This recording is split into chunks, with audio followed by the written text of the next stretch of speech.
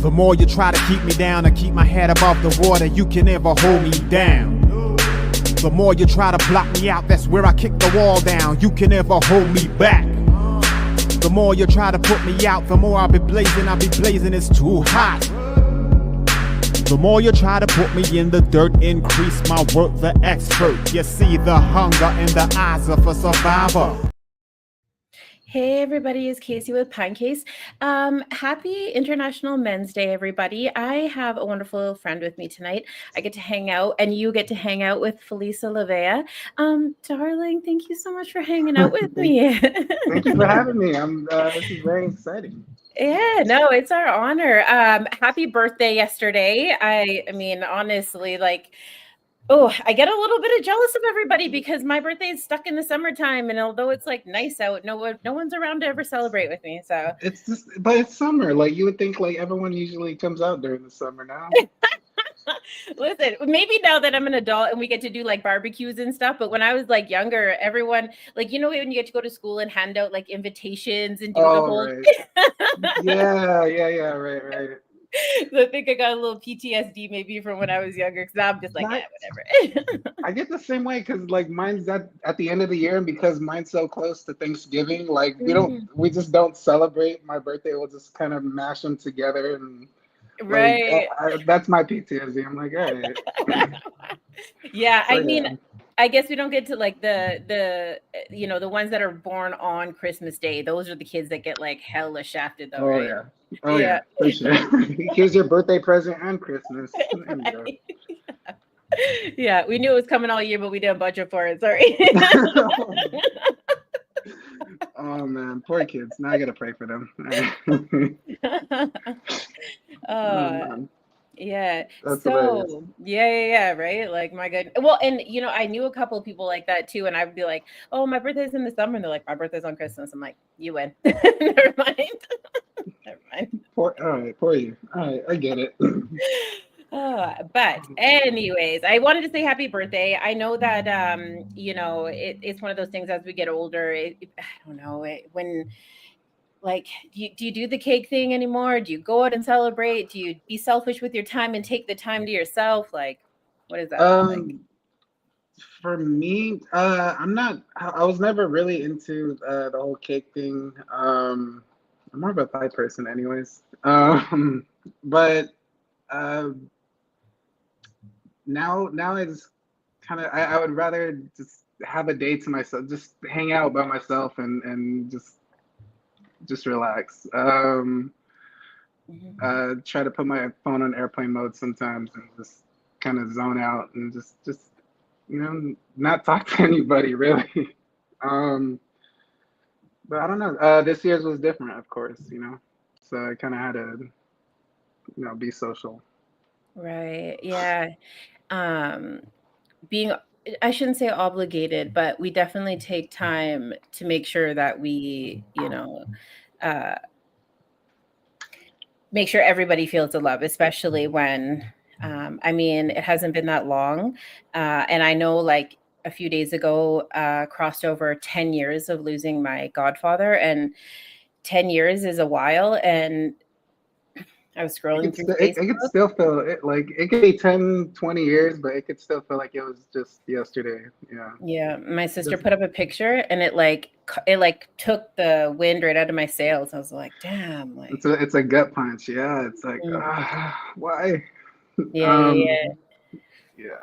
Which is why I think like we celebrate those holidays a little bit maybe harder for the people around us more than ourselves, maybe, right? Yeah. You put like I said, it was more for them than it was for me.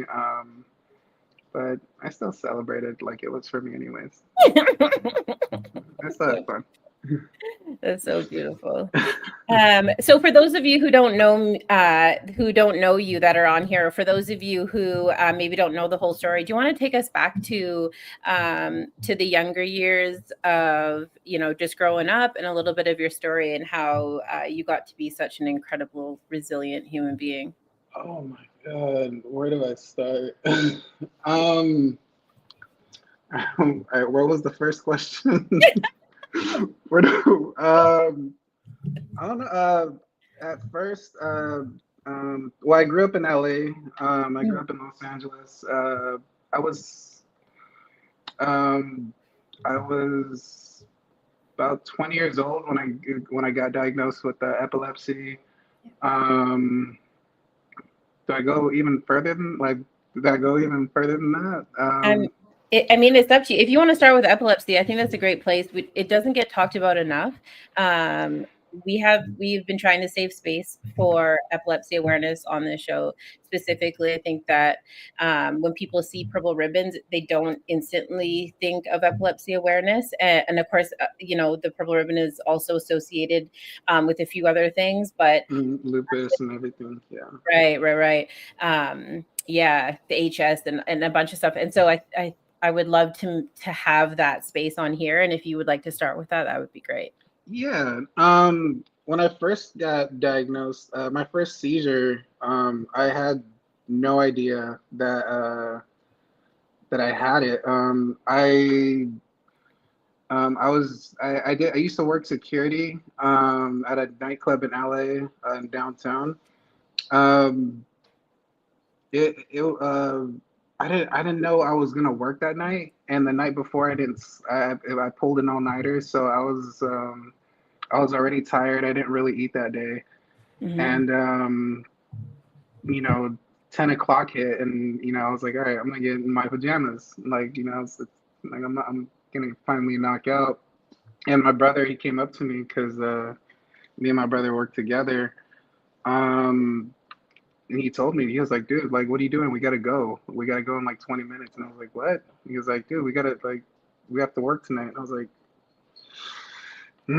and we have to suit up. We have to put on a whole suit, and yeah, we ended up going, and I was kind of feeling off that entire day. Something felt different. Um, and yeah, throughout the entire night, for the first probably 3 hours, it felt like I didn't know what I was doing. Wow. I felt very, very like confused and out of it. Yeah. Um, all I remember was I asked one of the waitresses for a bottle of water, and they had me guarding the DJ booth, which is the worst place to guard because you have everybody trying to hang out with the DJ, trying to party. People that are like from France and stuff, like just people in your face constantly, and it's just like, dude, Damn. like get out of here, like no. Um, Stop. Yeah, it's a stressful space. Like it's a stressful space to be in, like in a good day. You know what I mean? Like even a good stress in a good day. It's like, yeah, it's a busy Yeah, area. Yeah, for sure. yeah, and just constant, like just all night people were in my face, and I was like on the verge of like, dude, I'm gonna hit somebody, like I'm gonna punch the shit out of somebody, like this is not fun. Um, and then next thing I know, my lead came up to me. He was like, hey, uh, we need you to get outside. The ambulance is outside. Your brother's down there. And in my head, I started asking questions. I was like, "What happened to my brother? Like, is he okay? Like, did a fight break out? Like, I didn't like what happened." And he looked at me. He was like, "No, you just had a seizure." And I'm like, Oh, "No, I didn't." Like, he was like, "Yeah, dude, you just had a seizure. We gotta go. Like, you gotta go downstairs." And like I didn't like I was just like, no, like, and like I, I went downstairs. Like it was 3 flights of stairs I had to take, and on my way down, like I just felt everything start to become sore. Everything started to kick in. I guess I was chewing on my tongue, and like and then that's when I started to realize, oh shit, like I had a seizure. I started freaking out. I was having like a little panic attack, and just my anxiety was hitting. And yeah. um, as soon as I got to the ambulance, I just kept on telling them like I just want to go home. I don't want to go to the hospital. I want to go home. Like don't like yeah. And he was What like, yeah. I'm were sorry. you, sorry to interrupt, were you looking, was it like a comfort thing? Like you were looking to get to like get comfort, or was it like just to like get out of maybe like having everybody around you. I'm curious because when something happens to you that you don't realize anything has happened to you, like I would find going to the hospital quite frightening, I think. It just to me the only thing was like it was just kind of like denial mixed with like, no, this really did happen. Like it Right. was just Okay. like I didn't know what to do. And it was, yeah, I just wanted to get to like a comfort zone and just I just wanted to go home. Like I don't. And they kept on asking me like, did someone slip you anything? Did you take anything? You know, it's a nightclub in LA, so of course they're gonna think like, you know, Damn. I Yeah. was doing something. I'm just like, no, like I just want like, please let me go home. And he was like, you got to sign. I had to sign the documents, you know, refusing treatment and stuff. And that was probably that was the first episode that I had. And they started happening every probably 2 weeks after that. And um, yeah, that's when my mom started looking into doctors and stuff. And it took a while for us to find a really good one. Um, it took a long time. Every 2 weeks. So you went from living like a completely normal, like day to day, going to work, no big deal, like, hanging out, to having this in your life every 2 weeks. Like that's close together. Like that must have changed your day to day. Yeah, it was yeah. It's that's why like when I meet people now that let me know that they've had it since they were 2 years old, 3 years old. Like since then, I know like I understand like our stories are completely different. Because mine happened when like I got to kind of live a life, and then all of a sudden just kind of feels like it got kind of taken away. Uh, but yeah, no, it was that it was a crazy experience, and then yeah, having them kind of frequently um, after that, you know, like I said, it took a while to get doctors to get at least a good one Yeah, that totally. that kind of uh, helped slow them down at least. Um, So uh, once you found like a doctor, what then was it kind of like, was it like go time after that with trying to like get you like medicated? Because I mean was that their go-to for them, or was it like we're going to relieve some stress and just try and see if that's going to help? Like what was their initial approach? Because if you've never had them before in your life, and then for them to be that frequent, like was it like I don't want to say like environmental, but I'm just curious to know like kind of what their approach, if you don't mind talking about no, that no, part of no. it. Yeah. Yeah, no. Because like it happened out of nowhere. They want to know what triggered it. Mhm. What was the final, the final tick, and it was of course like they started off with different types of medication, and a lot of things didn't work. A lot of things kind of made me feel worse. Then it came to procedures. Just trying to test out like where is this coming from. It really took them a while to kind of figure that part out. And just going through that the whole time was it was a little scary. But I kind of learned to accept it really quickly. Mhm. I kind of learned to whatever happens, I had my family to lean on. And that was probably the easiest part, was just being able to have my family there. And Yeah. it wasn't as scary as it sounds, or it would be. Yeah. So I love that. I love that. Because family is everything. Like, and we don't, I mean, blood, whatever, you can choose your family. It doesn't matter. Like just the community that comes when in a time, and I don't want to say like we only come together in a time of need. My family only seems to come together in a time of need lately, but you know, when everyone comes together and it's not about like what the expectation is, but it's about like everyone gets to their stations and we all just kind of find our position, whether that's like the comedy one or the loving one or like the like, you know, the jokester one or what, like everyone kind of like gets their positions ready and they're like jump in there. Like that's Yeah, and that's pretty like my family is just they're all jokesters, they're all comedic. And like at the same time they're all loving and caring. Like that's just how we show our love is, you know, we just do our best to make each other laugh, make each other smile, and kind of live in the moment. And that's just the type of family that you know, that I have surrounded with me, and they made it a lot easier. And same thing goes for my friends. yeah. You know, I had just, you know, I have the best circle in the worst situation, pretty much. Wow. So, and Yeah. it was very helpful. Yeah. It That's still awesome. is. It still is to this day.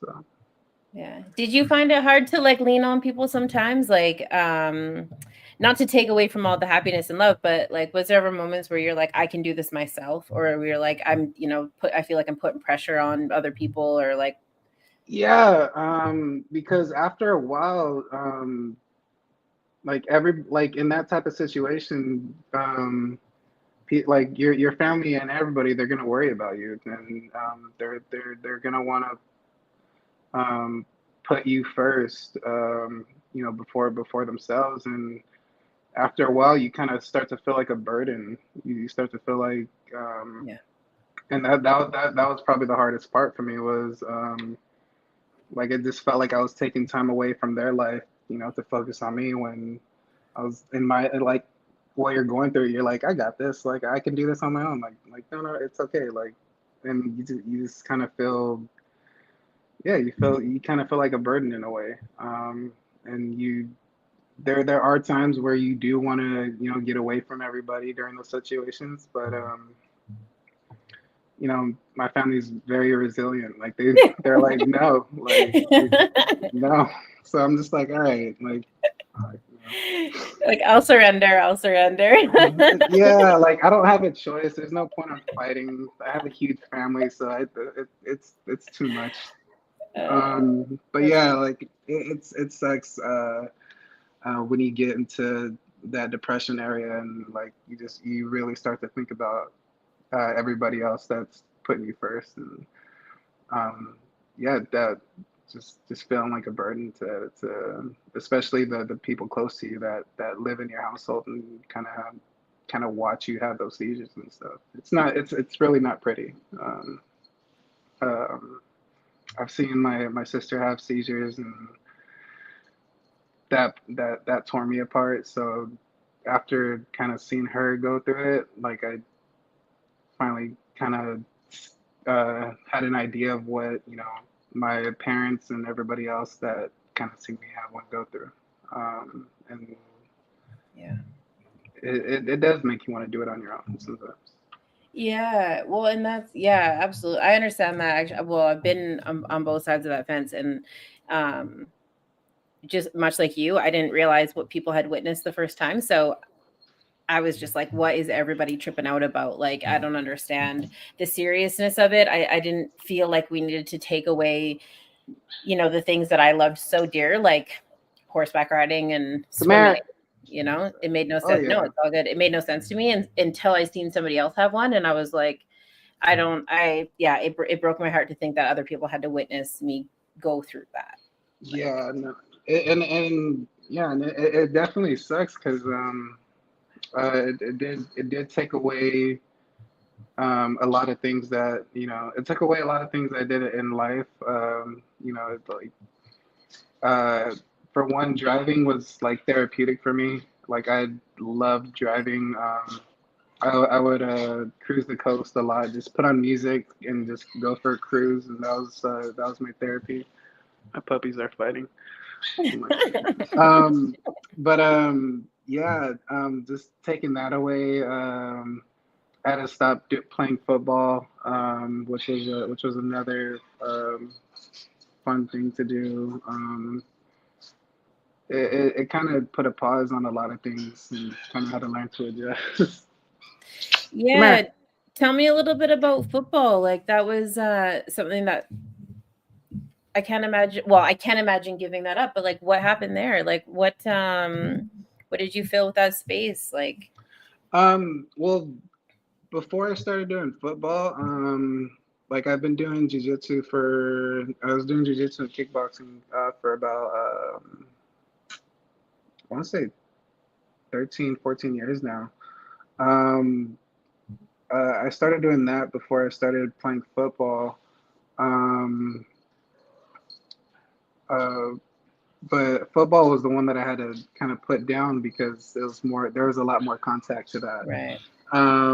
And it it hurt me more that that I had to kind of put a pause on the team than for me to actually stop it. Kind of let go of everybody. Um, Fortunately, like they let me kind of stick around as kind of being a coach or something. I played 2.5 seasons,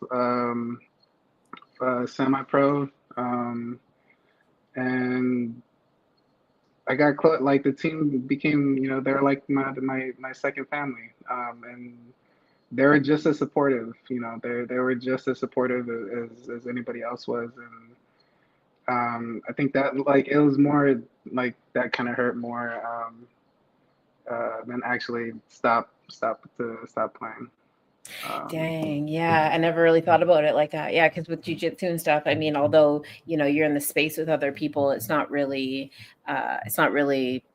a team sport like football. I mean, you're talking about people that come together on, practice in the rain, in the sun, in the heat, and you're going up against other teams. And yeah, no, for sure. Like, yeah, I could see how that would definitely be different.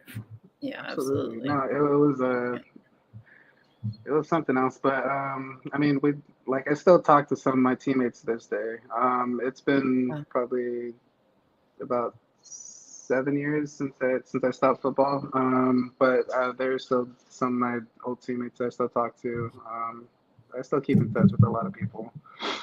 Um, and then yeah, like I still do jujitsu to this day. I still practice that and boxing.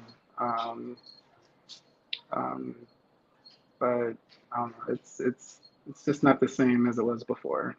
Yeah. Especially with brain surgeries.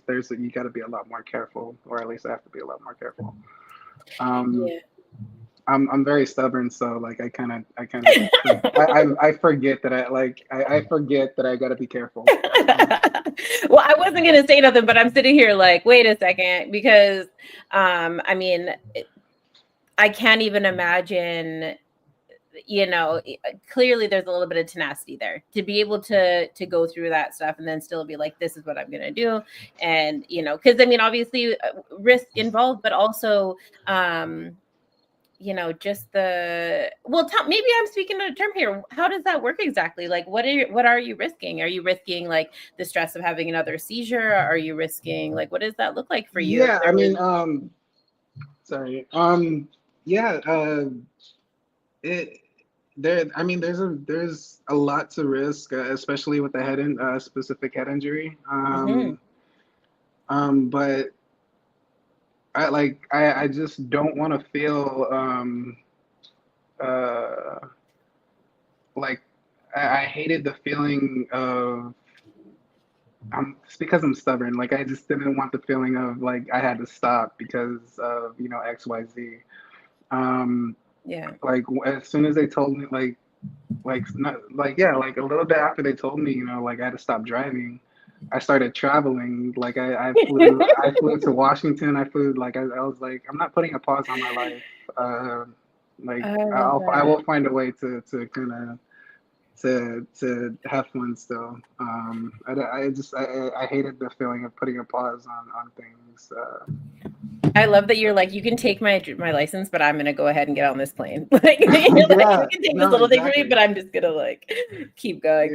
Yeah, That's awesome. yeah. I mean, like there was a very there's always going to be like parts where you get depressed or have anxiety, and it just got to the point where uh, I got to a point in life where everything was just stagnant. Like it wasn't like I wasn't moving, and because I couldn't drive doesn't mean I couldn't take a flight out to go see a concert or something. So I was like, you know what, like I'm gonna get some friends. We're gonna get a group and we're gonna go. We're gonna have fun. Yeah, that's so awesome. So yeah, like I just try not to let it control me fully. See where I can, kind of have some wiggle room and still kind of live a life in a way. Yeah, totally. And I think that I was sitting here while you're talking, and it's like, do you give up the sports and the life out of, not to say fear, because obviously there's real things at play here, but at the same time, like if those are the things that that are getting you through depression and maybe like the downswings of life, like how do you not want to like, I don't know. I would say that I would probably get on the plane, or I'd go and see the concert, or I'd go and do the things, because the benefit kind of outweighs maybe some of the pros and cons. I mean, we're talking serious things here, but at the same time, like you can't take it all, right? And there's some, Right.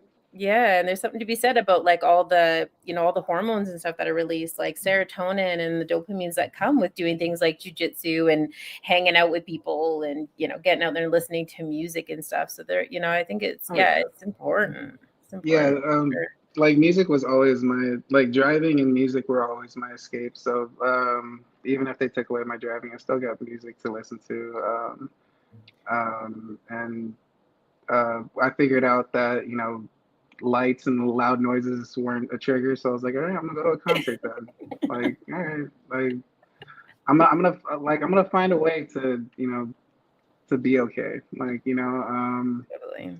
um, it did take a big toll on my mental health for a little bit, but after a while, like you gotta find your way out of that cave and kind of just uh, find yourself again. Oh my Yeah. god. Yeah. Yeah, no, you're absolutely right. I've been doing a ton of research about like frequencies and the right hertz that you need and all of that good stuff to like give yourself sound baths and whatnot. And yeah, there's too much good that comes out of music and sweating and fresh air and the sunshine, to let those things fall at the wayside. So No, absolutely. Yeah. yeah. I mean, I still go hiking. Like, I'll still, I'll still do whatever I can to, stay busy, keep my mind, from overthinking or something. Yeah. But yeah, I mean, it's a huge mental battle. Mhm. But again, as long as you have like the right people with you and you know how to keep yourself busy in a positive way, um, and I think you're on the right track to finding your own thing. Um, Here's the thing. You are a completely regular human being, and you know what and what's why well okay, I don't know the details, but the when I was a kid and someone told me that I was epileptic, or when I was diagnosed, or when I had a seizure, people would like avoid me on the playground. And we're talking like one situation. We're not talking about every 2 weeks and all this stuff. And it was crazy. It was a different time back then. But to be able to have this conversation with you where you're like, we're just regular folks doing regular people things, like there's nothing putting a face to some of these numbers and some of these situations, right? Because you're talking about just going to work, hanging out, doing absolutely nothing out of the ordinary, and then something happening in your life that changed it for changed your mm, decision making, essentially forever. And then you claiming that back, like, as much as I love that we're like, we're out here doing things, like that's a massive thing, and it impresses me so much that we can talk about it, or that you can talk about it in such a casual way, because by no means is that a small feat. yeah. Yeah. I've always kind of been very open about it. like that, like to I know to me, it's not a small it's not a small win and by any means. But I already lost my train of thought, to be honest. All I good. forgot what I was going with It's all good. that. I'm so bad for that anyways. I'll give you like 16 different things because I get so excited. But it just, Okay. yeah, it impresses me and I love it. I love that you're a great example of what, just being outside and being around people bring. We talked about you being on other people's shows and just putting yourself out there for multitude of reasons. And Yeah. it's absolutely admirable and I appreciate it. I appreciate you being out here.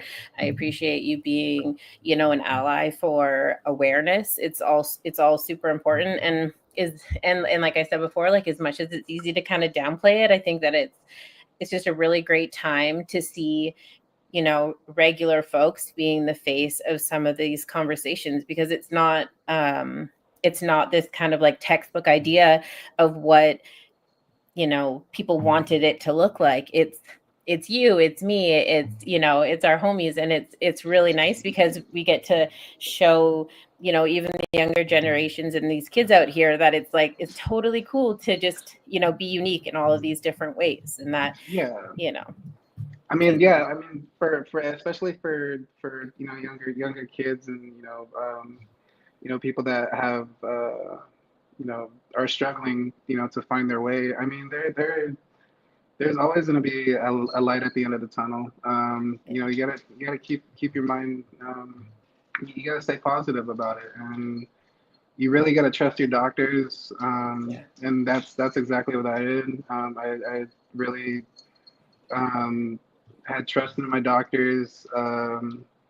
Had faith in God, and I believed in myself, and that's what I always. Those are the three things that I kind of went by, and they made it, and it helped out a lot. So yeah, trust your doctors. There's a reason why would they wear the white coats. They went to school for this stuff. Yeah, I think too to trust both, like to have faith and also trust your doctors is really important. Obviously, like, and I use kind of like faith as a general term. Obviously, everyone's got their own that represents their light in their life, but to find solace in both of those things, because I think spiritual and medicinal, like they both hold like a really serious place. And yeah, to kind of find the balance between both, because I mean I got some folks in my life that are like, I don't need that medicine, I don't need that doctor, I got my own medicine. I'm like, hey, wait, whoa, hold on. Hold on There's a a reason. second. Yeah, no. I mean, there's a reason why we don't die by a cold anymore from like the 1950s. Like doctors, like are there for a reason. Yeah. And technology nowadays is getting serious. So like, I'm pretty sure like like as long as you keep fighting, just you gotta trust what they say. Like they went to school for this. They studied all kinds of different patients, and there's a reason why they are who they are and why they're there. Um, Mhm. I really believe that doctors are there to help. Some doctors can be difficult, but I mean, as long as you find the right one, I think you'll be okay. Yeah, absolutely. I mean, there's challenging people in every aspect of life. So the medical field is no different. To be honest, most of the challenging doctors I dealt with, they actually had the most information, right? I was like, Yeah. this guy, like, what is going on? Like, It's more the way they say it. It's like right? make them. It kind of makes them not trust. Like it's like I don't like you. You're telling me too much. I don't want to hear. Right. Yeah, totally. Totally. But yeah, it's I really did find the perfect doctor for me. Um, and the whole team, his whole team, I love them so much. Uh, one of them, one of them was from Berkeley, and Wow. when they did a surgery where they put it was I want to say 17 screws inside the brain. It's kind of like an EEG, but it's they actually go inside, and they examine the whole thing, and when after they examined it, she actually made a whole. This is actually mine, my brain, and she made a 3D print out of it, What? and she gave that to me as a gift. Same thing here. I don't know if you can see, but it's like a Oh my 3D. God. I had an incredible team. Like they were all sweet there, and they did as much as they can to help me, and I did the same for them to make their job a little bit easier. It was incredible. It was scary, That but is yeah, wild. yeah, it was super sweet of them. Wait, hold on. So, first of all, the little crystal cube thing is actually quite beautiful. It Like, is. It really is. yeah. Like that Wow. was really cool of them, and that was made in UC Berkeley. Um, Wow, very cool. it was a whole like I said, the whole team was very supportive, and they had my you know they had my like all my respect. They have everything. I love them so much. Yeah, shout out, man. Yeah. And um, yeah. Sorry. So no, it's all good. So explain to me this replica because an EEG is one thing, and I mean that alone is quite invasive, but to have these, so you're talking about screws that like went through. Oh yeah, they drilled in. Yeah, they drilled. It, it was about. I forget if it was 17 or 21, but yeah, for it was supposed to be 2 weeks that I was supposed to be in the hospital for, but uh, like an EEG, they want you to have a seizure so they can kind of see where it starts. But um, with this one, they had to go deep in the brain, and for some reason, I was not having a seizure like at all. And I had to stay in the month for probably um, about a month and a half. And you can't it's not like you can go to the bathroom like when you're hooked up like that. So like I had to stay in bed in the bathroom. I mean, I had to stay in bed without going to the bathroom for like a month and a half. Damn, It was a little crazy. Yeah. damn. Yeah, yeah, that's not messing around. That's serious stuff right there. Like, and what's wild to me is that it's just like an expectation. There is no choice. Like you're just like, okay, when this is what's happening, this is what we're doing, and obviously there's a bit more of a conversation than that. But when you're talking like 6-7 weeks or 5-6 weeks, like once you're in it, you got to stick with it to see it through to the other side. Like that's all very commendable stuff because I would imagine that being extremely frustrating on some days where you're like, just give me my day back or give me my week or my month back. Like, you know. Yeah, like it took me probably like I want to say after the third week, that's when I started to get like, dude, like when can I go home? Like I'm not having a seizure. Like just come on. And the like hospital food is not the best, for No, one. no. So whenever my mom visited, she would always bring me something. But at the time, what made it a little bit harder was I was the number one priority on the floor. Um, so if anything happened to me, like they would kind of drop the patients and come running to me, and that's what kind of like that was one thing that I didn't like was like, dude, like Right. these people need help. Like these people are worse than I am. I'm not having a seizure. Like Right. go help. Like, and you're on a floor with other people that have like neural problems, and you can kind of hear what's going on at nighttime with other patients, and it's really heartbreaking. Like just kind of hearing them, like they don't know where they are. It could be dementia, and Yeah. because of my procedure was a little bit more, different, a little bit more serious. I was kind of top priority over there, and Yeah. it it just felt wrong, but I mean, um, No. I had to put up with it, you know. You have to be selfish. Yeah, in moments like that, it's like you have to be selfish, you know. And I'm sure it was probably challenging to deal with, but no, you gotta trust that they know there's a reason. I mean, it's the same reason why triage exists, right? Like, so when you look at it like that, it's like okay, right, like they know what they're doing.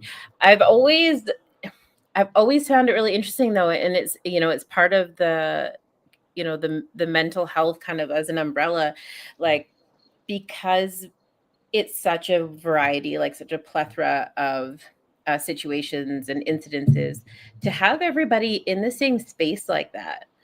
Um, I've always questioned that process, and I know it's at a necessity. Obviously, it's very expensive to have a bunch of people in one space. It's very treatment uh, and rehabilitation, all of these things like those. It's very it's super expensive, and it's challenging to kind of deal with on a private scale. So that's why we look at some of these facilities. But when you need somebody to heal, and then you have somebody who's maybe declining near them, it's something that I've always kind of thought about. Like there's got to be a better situation or way to deal with it as like a group situation, Yeah, no, absolutely. Sorry. No, it's I got okay. puppies are going rampant. Do you need a minute? It's all good. If you need to go and sort them out, like do your thing. It's all good. I could set them apart and they'll find their way back to each other. They're like I gotta like put them in separate houses or something to calm them down. I forgot what was the question. What were you saying? Oh, sorry. No, it's totally fine. No, I was just talking about like having people on the same floor as each other, like going through different things and like listening to that at night or during the day, like like I don't know if that always contributes to people's recovery. And the way that I always thought about it was like maybe you're contributing to their recovery, like people that are maybe in a more of a declining state than you, because I don't know if it contributes to to health, but I do think that it probably contributes to their health, like those nights that you kind of go through it, listening to what they're going through. I'm sure in some sort of way, like it probably supports them a little bit to hear some normality. It from what they were telling me, like it did kind of help them see what I was going through. And that, like I went through it very casually. Like after that whole process, like I walked out of the hospital, like I didn't wheelchair but it really did help them. But it helped me a lot. Like I really wanted to take it serious and make sure like I never end up in that situation again. And just knowing what they're going through and seeing hearing what what felt like what is a worse situation than mine.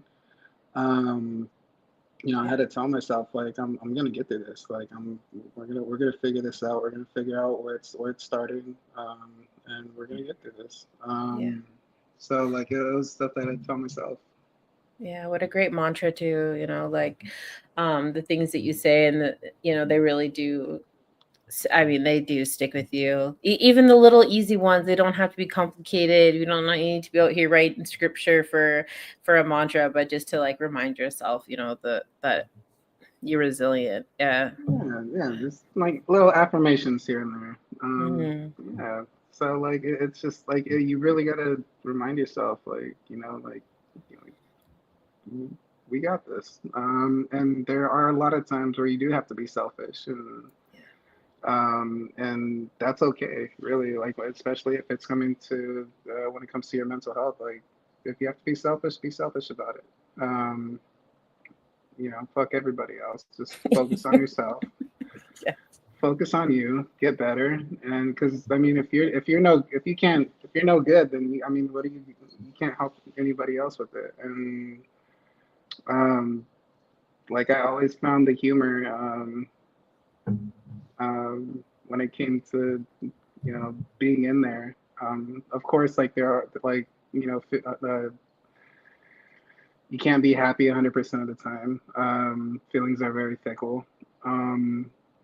But as much as I could, like I would try to make the nurses laugh, or try, just try to have a good conversation with my doctor or something.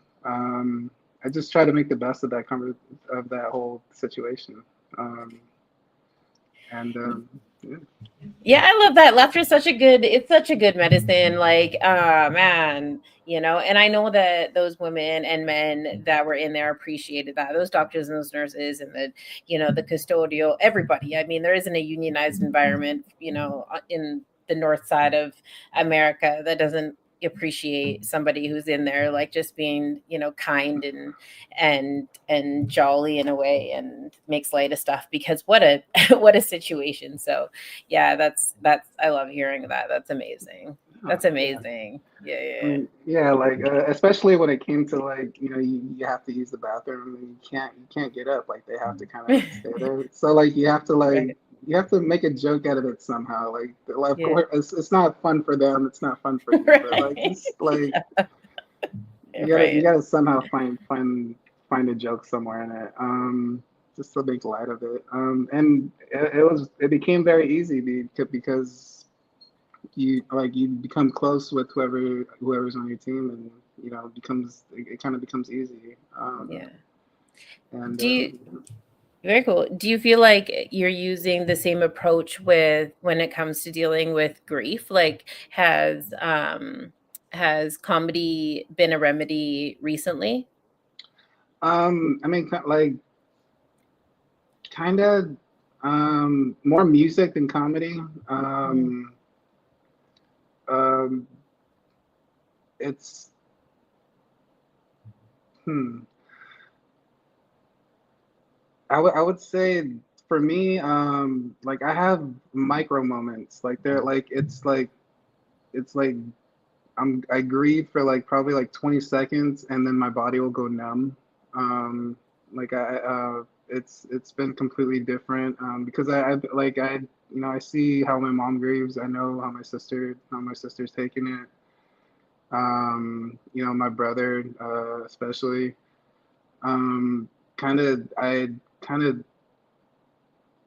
like subconsciously kind of took it as like, all right, like I got to be the one to kind of like, hey, we're gonna be all right. I'm okay. We're gonna be okay. And it's kind of what's the word? It's kind of like a compartmentalizing. Yep. Yeah, and like I will grieve. Like as soon as like I'm in my room by myself, that's when I'll have like a moment here and there. Like I'll see pictures or listen to a certain song, and like I'll of course I'll think of my dad and have those moments. But then I don't know what it is. My mind just kind of goes numb to it, and it's just like, all right, I'm done here, and kind of get back to doing what I can do to kind of help them out. Yeah.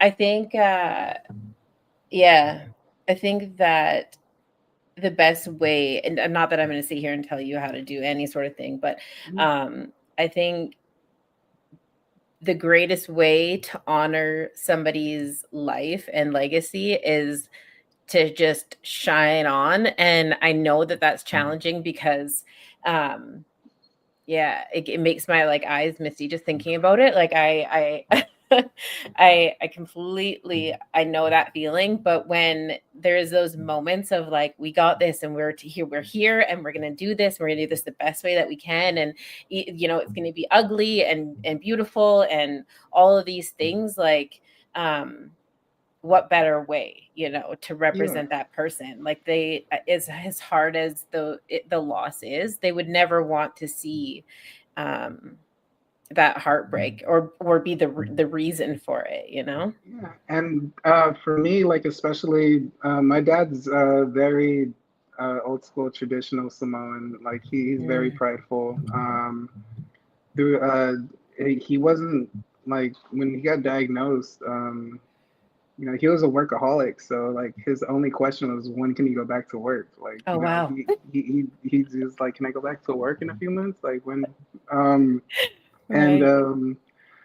like when he first got diagnosed, they told us, it won't last 3 months, he won't last 4 months, and he fought for a year, and he did it with a smile on his face. Mhm. So and it was very difficult to kind of go through that and see that, and especially there was a lot of times where I had when he was here at home, I would be doing his IVs and kind of taking care of him. Um, he always he always kept a smile on his face, and he was very positive. And towards the end, I wanted to give him his flowers before, I wanted to have a talk with him and let him know how much I love him and how much what he meant to me, and apologize for if there was anything that he said that didn't connect with me, that I didn't understand, um, and just really thank him, and he just smiled, and he said he did everything he can for his family, and he was proud of us, and that, like, once, as soon as I heard he was proud of us, I was like, ugh. I was like, no, like it hurt, like but it was a very like heartwarming conversation that me and him had, and we it was before he kind of stopped talking and stuff. So I'm really glad that I picked a decent time to kind of talk to him and let him know, hey, like I love you. So it was.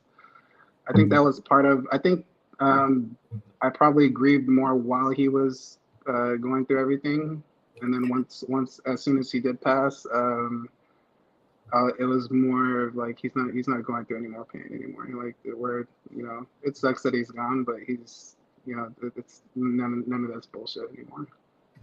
Yeah. So Yeah. I'm just glad I got to say goodbye, because I know most people don't. A lot of people don't get to say goodbye. So that's something that I take into consideration. You know. Yeah.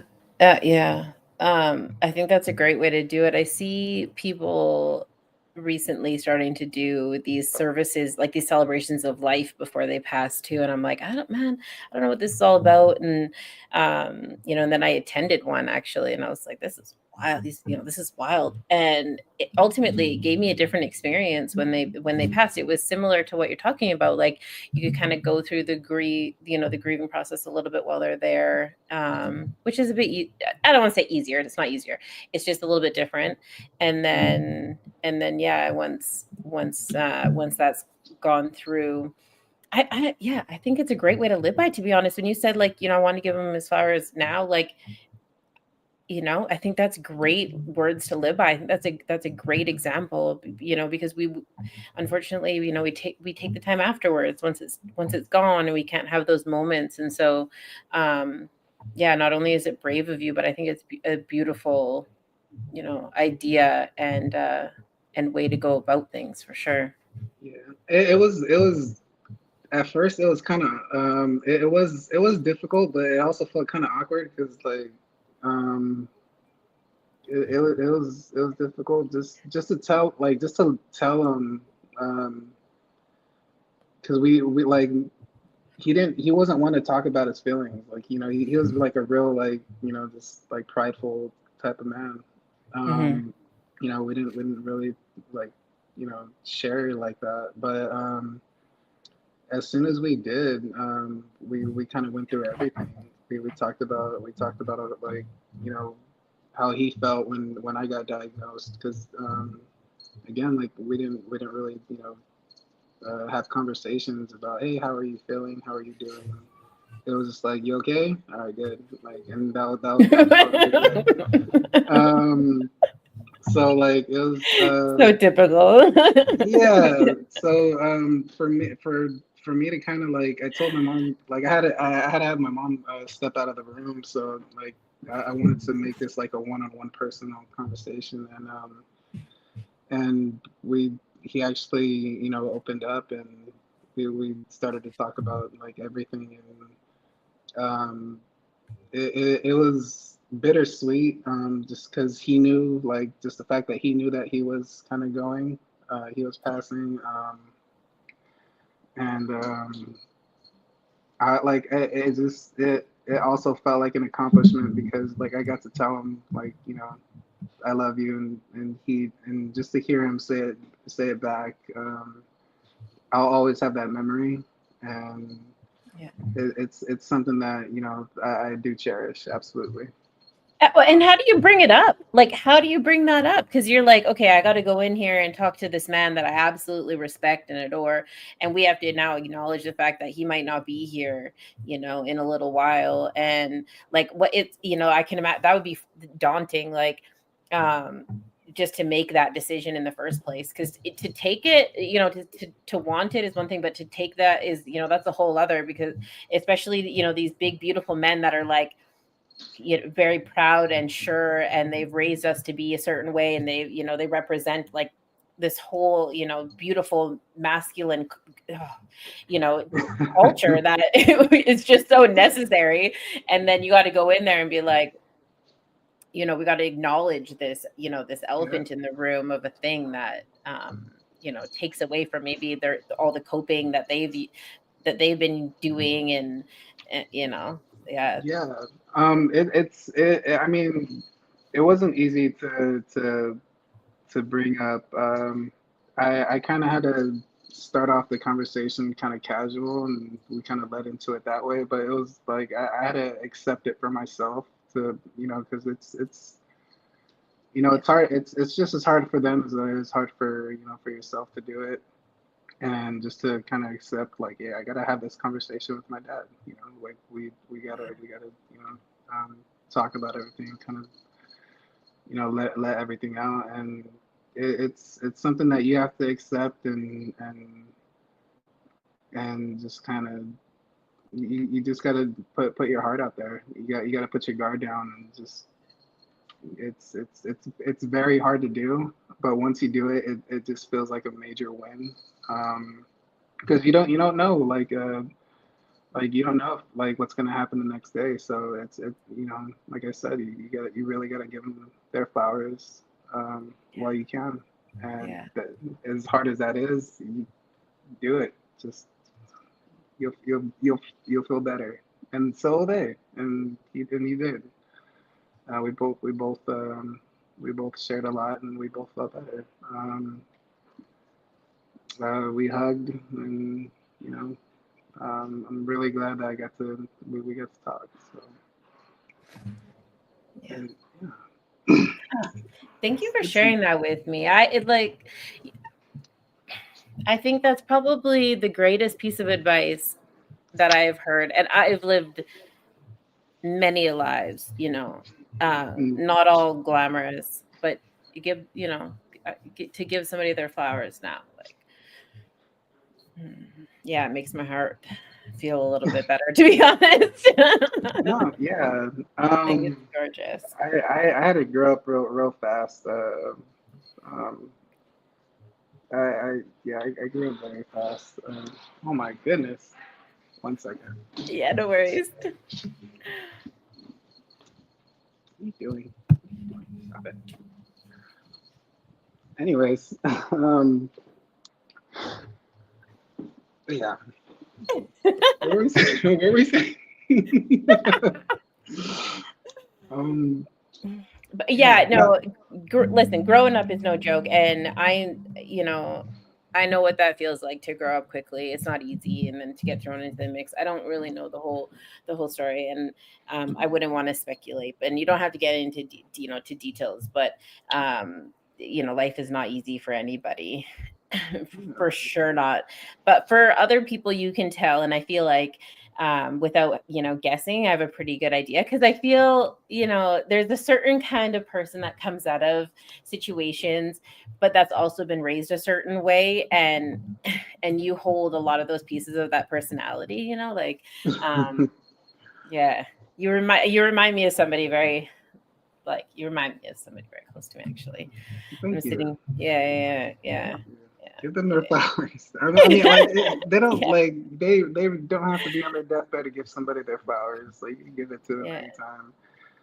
just let them know you love them, and how much you appreciate them.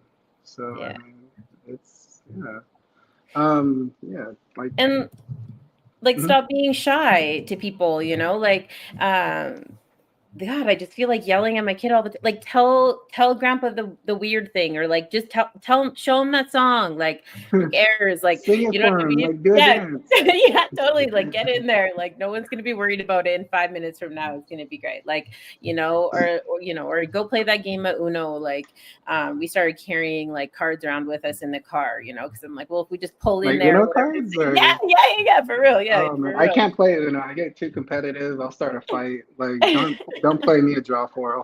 We're stepping outside. No, but I was a very shy kid as well, so I understand that is. Yeah. So that's really cool. You carry cards around. I wish they did that for me. I'm jealous. Yeah. Well, and it was one of those, it's just it's something that he was comfortable with his friends and stuff. And he's like, do you think grandpa would want to play? Or like, I'm like, Mom, no Go big deal. ask them. Go Yeah. ask him, I'll sit here and play with you for the next 3 hours if that's going to get everybody else involved in this game. Like, we got this. So we use it as an icebreaker all the time. But yeah, you don't need all the gimmicky kind of stuff, or the photographer and the cake. It just, like, no one needs all of that stuff. Just do the things. Just do, get in there and do the things. Yeah, just make something memorable for both of you. You don't have to Mhm. make it spectacular.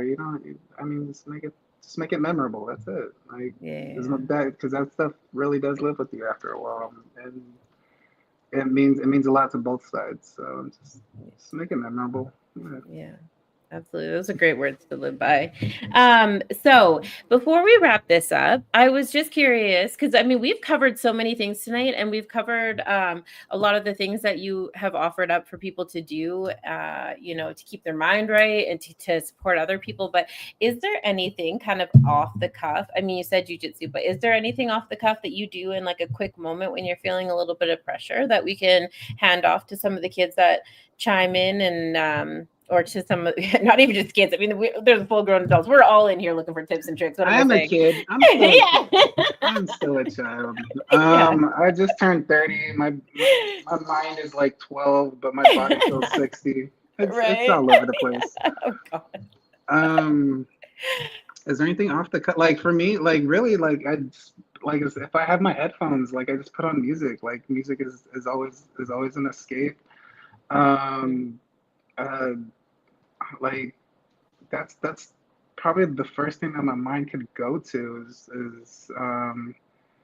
that, or just kind of like just uh, find a book or find something that will kind of pause time for yourself. Like, whether it's a book or if it's a TV show, just escape reality for a second and put on some music. Put on a good stand-up show or something, or put on your favorite movie. Just kind of pause time and get yourself together, and then get back into it. And Pause time.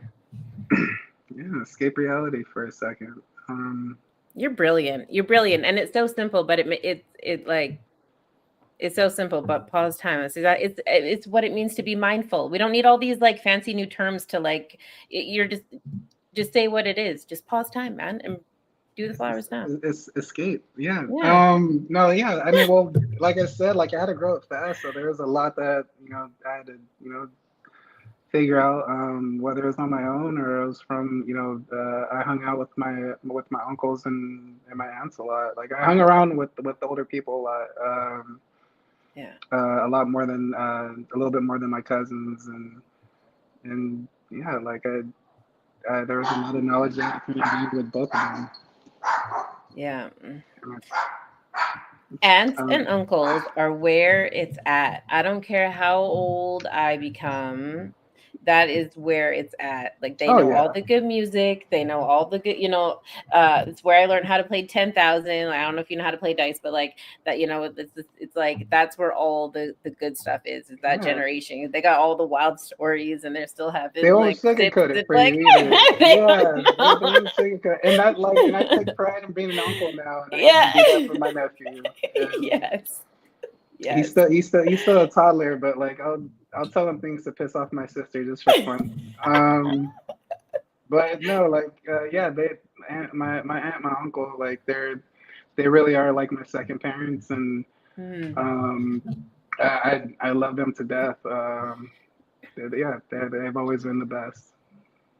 Yeah, that's amazing. I remember being more proud of, but I shouldn't say more proud. Obviously, being a mom is, it's next level, but I didn't ask to be an auntie. So when it happens, it's like somebody else is doing something and that I get to be this person. I get to be this example of myself that, because when you're a parent, you got to like, make sure everybody's eating on time and well rested and all that stuff. But like to be an aunt or an uncle is just, it's such a powerful thing. People trust you with your kids and you get to be kind of cool. Like, Yeah, I took it so serious. the fact that like I'm trusted with like a kid was crazy in the beginning because I was like, you're gonna trust I'm just as bad as he is, really? And but no, like and it's a really cool feeling. I don't have kids myself, but like just to kind of get that feeling where he kind of my nephew really does have moments where he's attached to me. He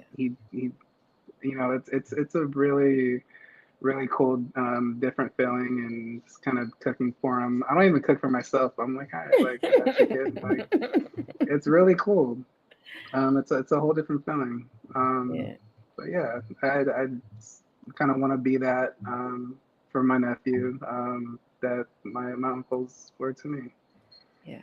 Um, hopefully, I could be just as good as a parent as well. But we'll see. Oh, listen, I don't think there's nobody around here that's worried about that. You already know it's good. You got all the life advice, like, dialed right in, all the things that you need to know. Obviously, we're always still learning, and that's a beautiful part of life is like, to make sure that we're like, open enough to receive all of that. But, yeah, yeah, Absolutely, yeah. There's still so much to understand and to learn. That's the best part is to still just keep learning stuff. Um, but yeah, yeah. it's it's it's a Very journey. It's a fun journey, you know. Yeah, definitely. Well, that's all. Thank you so much for hanging out with me tonight. I really do appreciate your time. Thank you for reaching out to us and seeing what was up. I mean, honestly, this, I don't know if you know the backstory to Pinecase, but it was actually, I grew up with my aunts and uncles, and unfortunately, I started losing my friends and my siblings pretty early, and I was getting on. So We're all here together near each other, right? And so I had all these beautiful, all my nephews and around me, and I was like, man, we got to start finding a place where you guys can go and have the same relationship, this exactly what we were just talking about, like a place where they can go and find the knowledge and it not look super clean and out of a textbook, the same way that they would have received it from all the people that we've lost. And I've been so blessed to have really amazing guests like yourself come on here and be a great example of what that means. And so, yeah, I just really that's appreciate awesome. it. No, I really hope someone gets something from this conversation. That's really cool. I had Yeah. no idea. I feel a little bit more Yeah. special now. So Yeah, thank you. yeah, yeah, yeah, absolutely. Well, and according to the comment section, I mean, it's already landed for a lot of people, so I don't worry about none of Really? that. Oh man, I cannot like I haven't seen the comment section. I'm a little bit scared too, to be honest. No, it's beautiful. Yeah, no, the thing, when we started, I really wanted to include everybody, and so we used to be really intense about the comment section. Shout out to Calico Hunt; she's out there making sure everybody feels the love and make sure that they know Calico is that. such a sweetheart. Yeah, She's such a yeah. sweetheart. Yeah, so she's in there, but yeah, you definitely have a couple people in there that were saying hi and hello. So we'll make sure we jump into the comment section after we're done. But yeah, no, Absolutely, yeah. No, that's really cool. I really hope I was able to make it, at least someone smile or get their mind off of things. That's pretty much my goal, is to help them stop time. Just kind of get into their comfort zone to get out of their comfort zone in a way. So I'm really glad to be on here. That's really cool. Yeah. Well, again, like I said, it's our absolute honor. I know that you've definitely done that tonight. Some of the things I was like, okay, I got to go back and hit that. Like, those are all quotable quotes. I think they're all, they definitely represent what we stand for. And yeah. So thank you for coming on here tonight. I'm going to do the quick ending. I always say see you next Tuesday. And at first we thought it was like this fun uncle joke, because it is like see you next Tuesday. And we used to just run them on Tuesday. But we are running episodes now, Tuesdays and Thursdays for you guys that are out there watching. For those on the repeat, they are Tuesdays and Thursdays at 8 p.m. You can catch us on YouTube and Facebook. Again, it's Casey with Pinecase, and my lovely guest. Honestly, darling, you are more than welcome to come and hang out with us anytime. Felise Lavea, thank you, darling. I'm going to go ahead and wrap this up. So, like, said it once, said it twice. We will see you next Tuesday. Thank you, guys. Yes. Thank you. Stay safe. Blood, my pride washed down with some saliva. Reinvented my whole life, mental MacGyver. One door shut, another open up. Rider, listen. Battle drums in the distance, moving with enough force like army tank pistons. Pray for the strength of Jah to fight resistance. Fight mode, shields up, moving with resilience. The strength of 1,000 lion and the strength of 1,000 giant. Please stay strong. Please stay strong. With the strength of 1,000 elephant and the strength of 1,000 tiger, we stay strong. We stay strong. We stay strong. The further you take my rights away, I'ma run to it, refuse to hear my voice. Speak loud when I spit it, but you don't get it. You just wanna be a side critic. See somebody else showing hate in the side of the road with it. Now how would you feel standing on the sideline and watch the color of a nation deteriorate over time? The flag real high, but compassion 6 feet below. Now you're searching for that justice that decided to never show. Deny my place, I'm back with a trace. Keep up the pace, tight lace, game face, get back in the race. Whatever they did could never be undone. Every dark night ends with the rising of the sun. Squandered every wealth that's built from the mud. Squandered every wealth that's built from the blood. Squandered every wealth that's built in chains. Stolen from the ancestors, running through my veins. With the strength of 1,000 lion and the strength of 1,000 giant, please stay strong. Please stay strong. With the strength of 1,000 elephant and the strength of 1,000 tiger, we stay strong. We stay strong. We stay strong. I can see, run to the light at the end of the tunnel winner. We stay strong. I can't breathe, we're gonna get oxygen without the justice system. We stay strong. And I know, gotta keep my head together. We stay strong. Don't doubt me, please don't doubt me. We stay strong. Tell me how can we be strong if we still shooting? Tell me how can we be strong if we still looting? Tell me how can we be strong if we still hating? Please tell me now, please tell me now. Tell me how can we be strong if we're still divided? Tell me how can we be strong with egos inflated? Tell me how can we be strong with so much hunger? Please tell me now, please tell me now. The strength of 1,000 lion and the strength of 1,000 giant, please stay strong. Please stay strong. With the strength of 1,000 elephant and the strength of 1,000 tiger, we stay strong. We stay strong. We stay strong.